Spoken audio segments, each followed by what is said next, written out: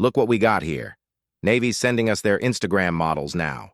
Lieutenant Commander Jake Rodriguez's voice cut through Norfolk Naval Base's maintenance facility as he blocked Jessica Parker's path to the radar console. 3 petty officers flanked him, their broad shoulders filling the narrow corridor between the destroyer's navigation systems. Jessica's ocean blue eyes never left Rodriguez's face. She set her diagnostic tablet down with military precision. "Problem here, Princess?" Rodriguez stepped closer, his uniform insignia gleaming inches from her coveralls. "This section's for real naval officers." The maintenance bay fell silent. 30 pairs of eyes watched the petite woman in the fitted work clothes face down 4 ship-trained men. Jessica's hand moved to adjust her tool belt, and for a split second, gold flashed beneath the fabric, something that made Senior Chief Williams's wrench freeze halfway to the control panel. "Careful," Jessica said quietly, her voice carrying an authority that made Rodriguez's confident grin waver. The word hung in the air like a torpedo in the water. Her encrypted naval device buzzed once against her hip, a pattern that meant Pacific Fleet Command needed Admiral Parker's immediate response. "If you believe no woman should be underestimated because of how she looks, type respect below and let us know where you're watching from." Petty Officer First Class Maria Santos had been watching the new technical specialist for 4 days now, and something felt inconsistent. It wasn't obvious at first. Jessica Parker moved through Norfolk Naval Base's maintenance facility with practiced efficiency, her fitted Navy coveralls flattering her athletic figure while maintaining professional boundaries. Brown hair pulled back during procedures, nothing suggesting she was anything more than what she appeared. But Santos had 12 years of naval systems experience, and she'd learned to recognize specialized training. The way Jessica handled destroyer components wasn't random. She used protocols most maintenance staff never learned. When she performed radar diagnostics, she employed procedures that suggested advanced naval engineering training. When she moved through the crowded facility, she navigated with the spatial awareness of someone who understood fleet operations and maritime strategy. Most telling was how she assessed naval systems. Jessica Parker saw everything.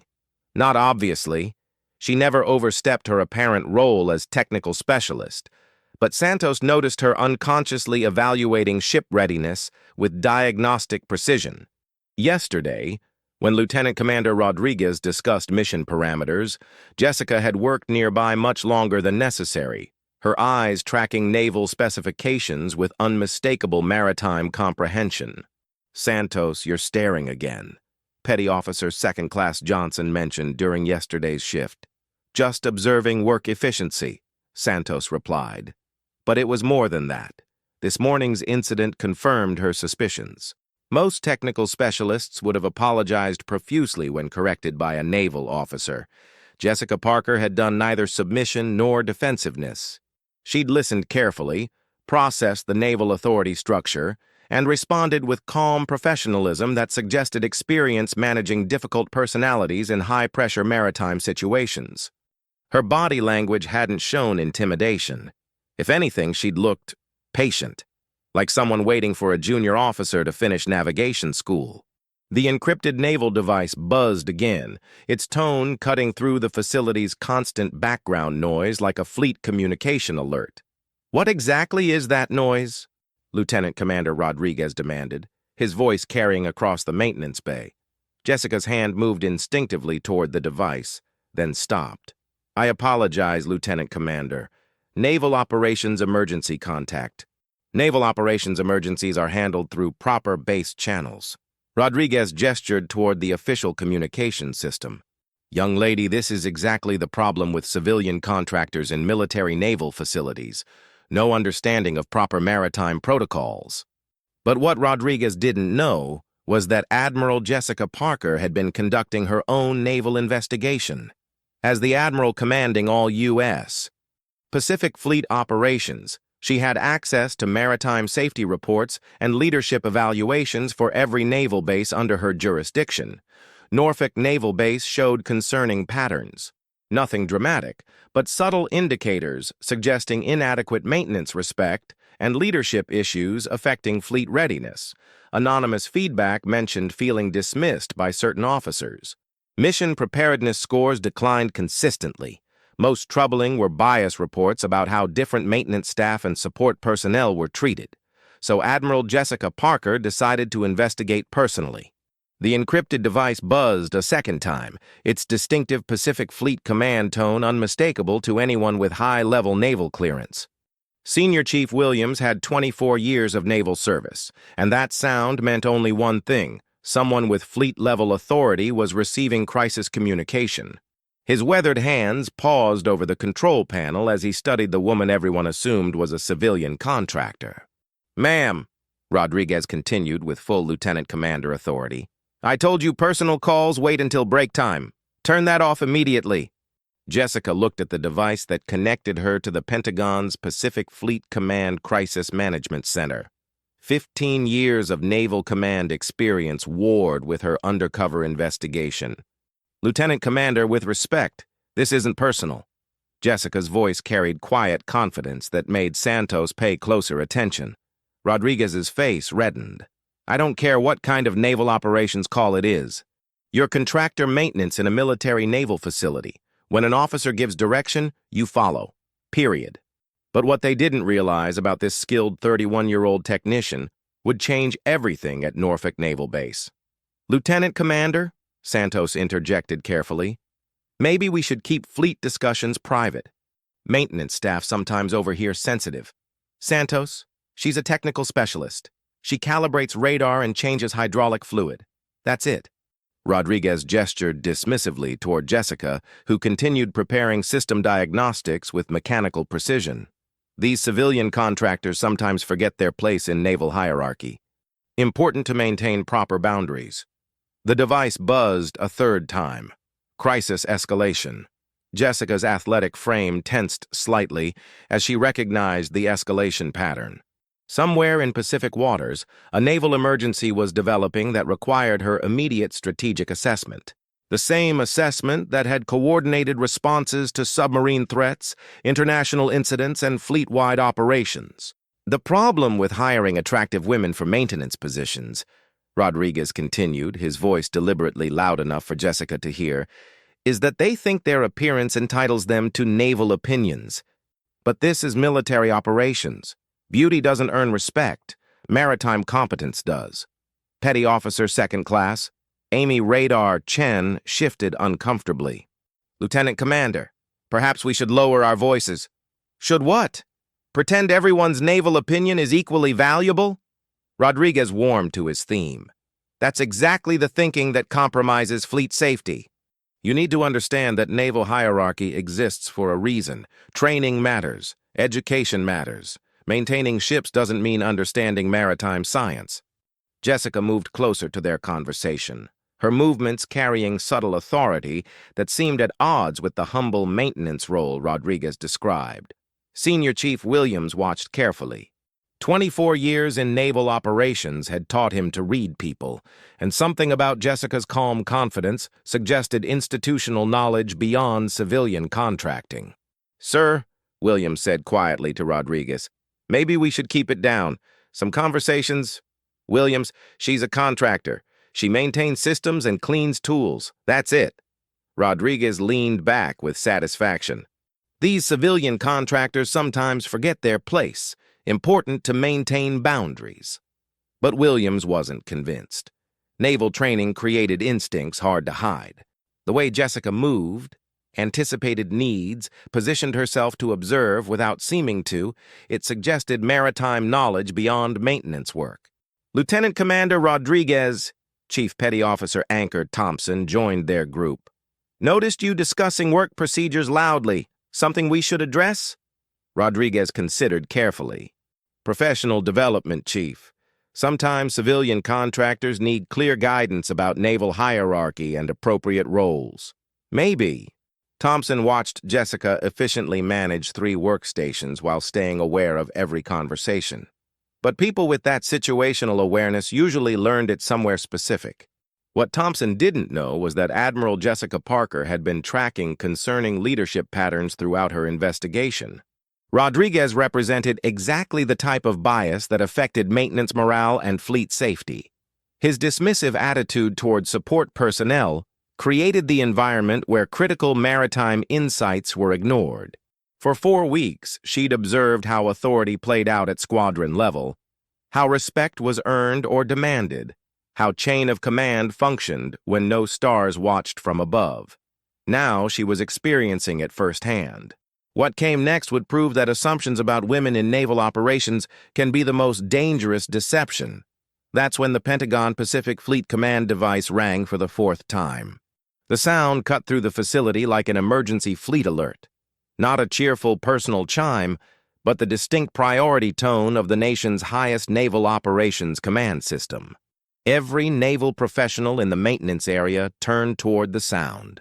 Jessica froze mid-diagnostic, looking at the device that connected her to the Pentagon's Pacific Fleet Command Crisis Management Center. "Ma'am," Rodriguez called with full officer authority, "I told you personal calls wait until break time. Turn that off immediately." Jessica looked at the device ringing with Pentagon Naval Operations priority rhythm. 15 years of maritime command experience warred with her undercover investigation. "Lieutenant Commander, with respect, this isn't personal." Jessica's voice carried quiet confidence that made Santos pay closer attention. Rodriguez's face reddened. "I don't care what kind of naval operations call it is. You're contractor maintenance in a military naval facility. When an officer gives direction, you follow. Period." The facility went quiet. Naval personnel at nearby stations stopped their procedures, sensing confrontation. Jessica's steady hands trembled slightly as she set down the diagnostic scanner. Inside her tool belt, the Pentagon Pacific Fleet Command device held 15 years of command authority over naval operations spanning global maritime zones. "Lieutenant Commander Rodriguez," Santos tried. "Maybe she should—" "Santos, stay out of this." Rodriguez's voice carried across the quiet facility. "This is exactly what I meant. Civilian contractors who don't understand naval hierarchy."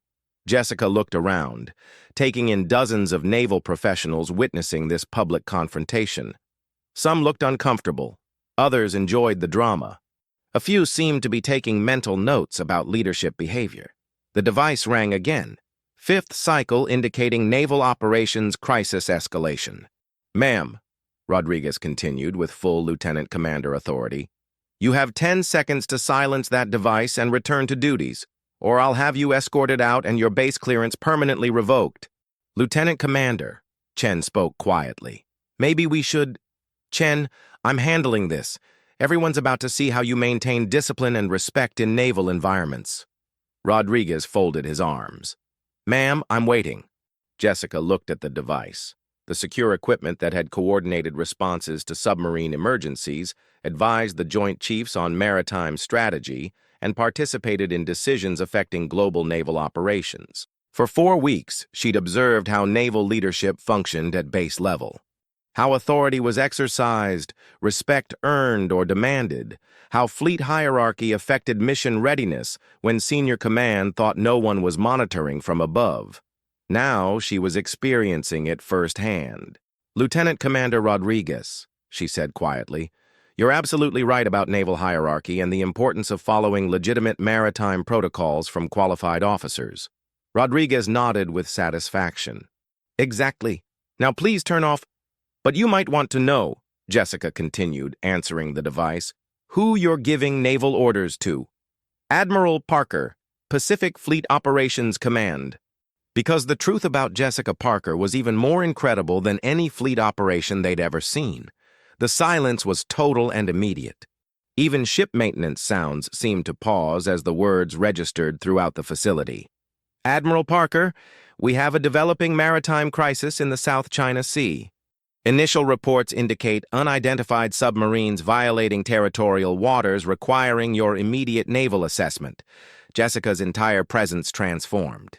The brunette technical specialist disappeared, replaced by the commanding naval authority of someone accustomed to decisions affecting Pacific maritime security. "What's the timeline for my evaluation?" 20 minutes, ma'am.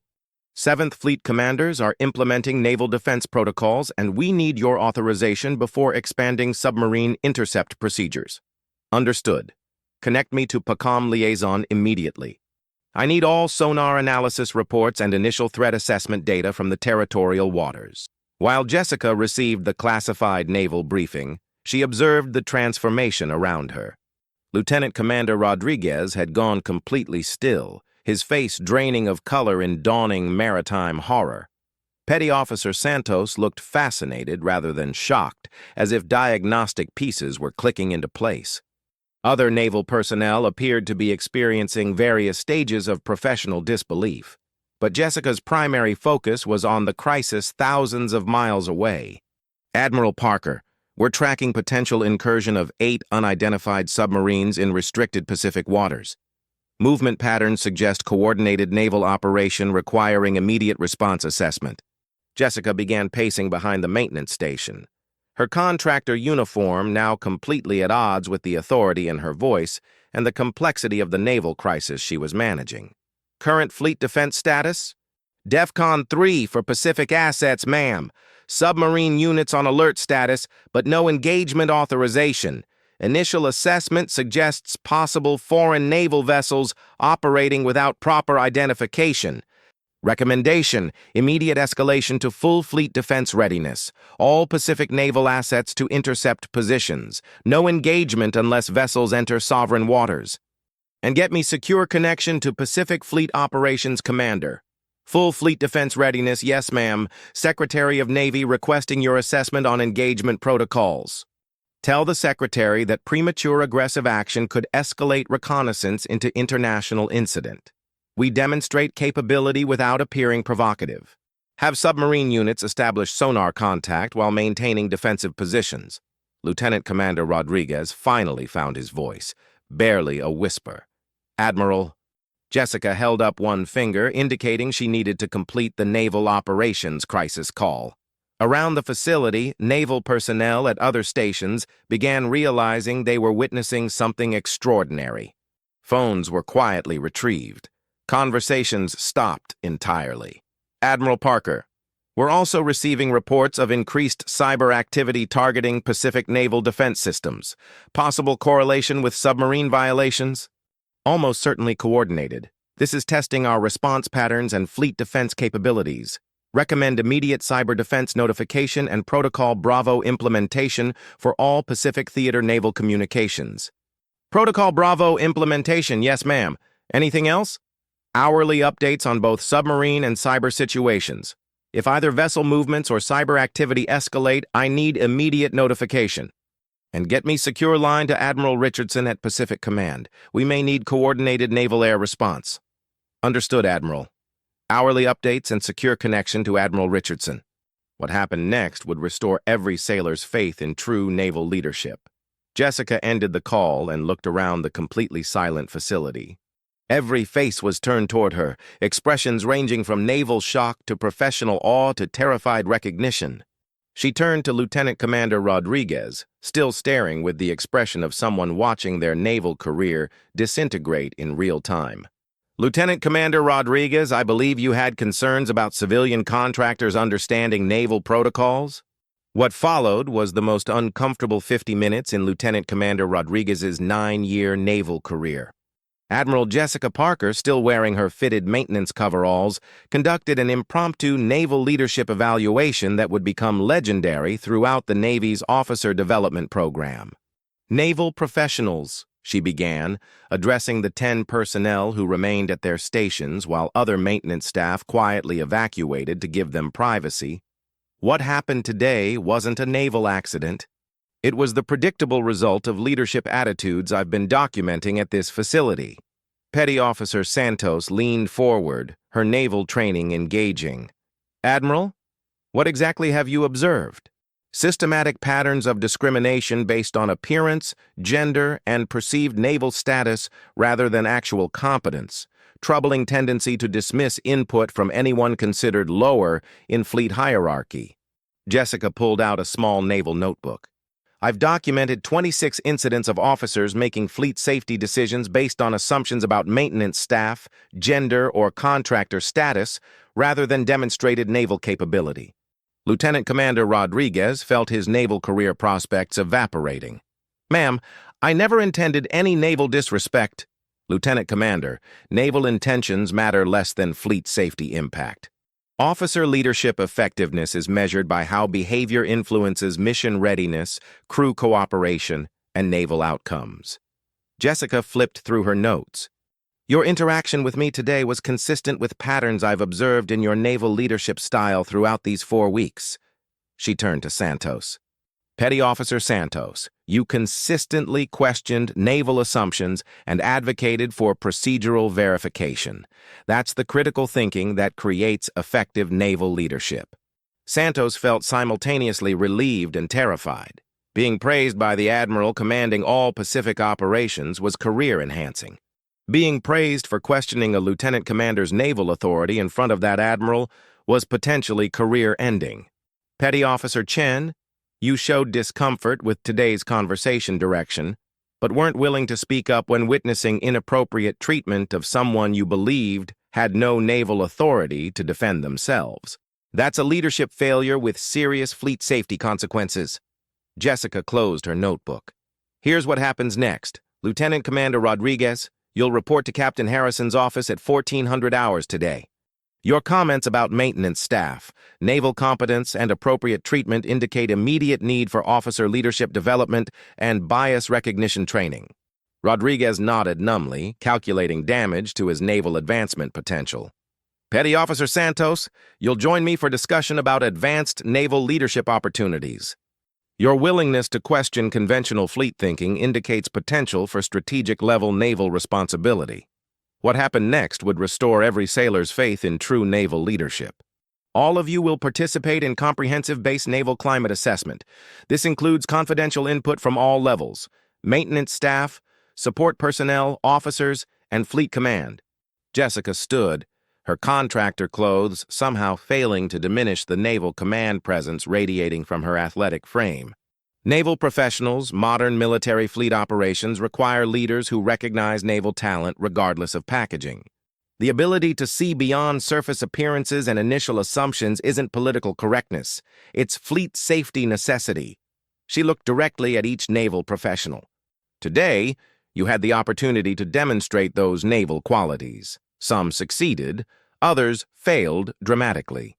This morning's incident will become a case study in officer leadership programs throughout the Navy. Not because Lieutenant Commander Rodriguez failed to recognize an admiral, but because he failed to treat another naval professional with basic dignity and respect. Santos raised her hand. Admiral, what changes do you recommend for Norfolk? Norfolk Naval Base becomes a pilot program for inclusive naval leadership development.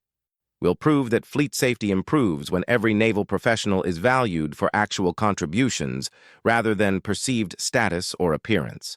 The maintenance program will be expanded and formalized. Naval expertise in specialized systems, fleet safety advocacy, and mission coordination will be systematically integrated. Most importantly, we'll train officers to recognize and develop naval talent wherever they find it. As she walked toward the facility exit, still wearing her maintenance coveralls but now carrying herself with unmistakable admiral authority, the remaining naval staff sat in stunned silence, each contemplating how a simple radar diagnostic had fundamentally changed their understanding of naval leadership assumption and the dangerous cost of underestimating naval professionals based on appearance. 8 months later, the admiral in coveralls had become Navy legend. Lieutenant Commander Rodriguez received transfer to naval training at Newport Naval Base, effectively ending his fleet command advancement possibilities. His evaluation included mandatory bias recognition training and ongoing supervision requirements. But the impact extended far beyond one officer's career. Petty Officer Santos was promoted to Chief Petty Officer ahead of schedule and assigned to Pentagon Naval Planning, where her demonstrated ability to question fleet assumptions proved invaluable in preventing 3 potential naval safety crises. Petty Officer Chen received additional officer leadership development focused on moral courage, the strength required to speak up when witnessing inappropriate treatment of naval colleagues. The Norfolk incident became the centerpiece of a new Navy-wide program called Naval Leadership Beyond Appearance. The program trained officers to recognize fleet talent regardless of gender, age, or maintenance status, proving that naval safety depended on seeing beyond surface maritime assumptions. Admiral Jessica Parker was promoted to Deputy Pacific Fleet Operations Commander 8 months later, becoming the highest-ranking female naval officer in Navy history. Her promotion ceremony was held at Norfolk Naval Base, with over 500 naval professionals in attendance. Naval leadership requires the humility to recognize that fleet wisdom can come from unexpected sources, she said during her speech. It requires the courage to question your own naval biases, especially about the worth and capability of other fleet professionals. The maintenance program at Norfolk expanded to include former naval executives, retired specialists, and experienced fleet professionals whose civilian naval expertise enhanced mission readiness in ways traditional military fleet training sometimes couldn't address. But the most significant change was cultural. The incident sparked Navy-wide conversations about naval respect, assumption, and hidden potential in every fleet professional. Officers questioned their biases more carefully. Maintenance staff felt more valued. Missions experienced improved safety and greater naval advocacy. The goal wasn't to embarrass anyone or prove points about hidden naval identities, Admiral Parker explained to a military naval leadership conference. The goal was creating naval leaders who see fleet professionals clearly, value contributions based on naval merit rather than appearance, and understand that our fleet strength comes from recognizing and developing naval talent wherever we find it. Norfolk Naval Base's main facility installed a small bronze plaque near the maintenance station. Naval excellence is best measured not by how you treat those with authority over you, but by how you treat those who appear to have no fleet power at all. Every day, naval professionals sharing facility space were reminded that everyone around them carried fleet stories, experiences, and naval capabilities that couldn't be judged by uniform, job title, or first naval impression. Sometimes the person maintaining your ship commanded entire naval systems. Sometimes the quiet observer had fleet insights that could save thousands of lives. Sometimes the most powerful naval leader in the facility was the one everyone maritimely underestimated. Thank you to everyone who typed respect. Your support honors every female service member who has served with dignity like Jessica Parker. These stories of naval leadership need to be told. If you believe in sharing tales of military heroes, please subscribe to help us honor more incredible service members. Until next time, remember that true dignity can never be defeated.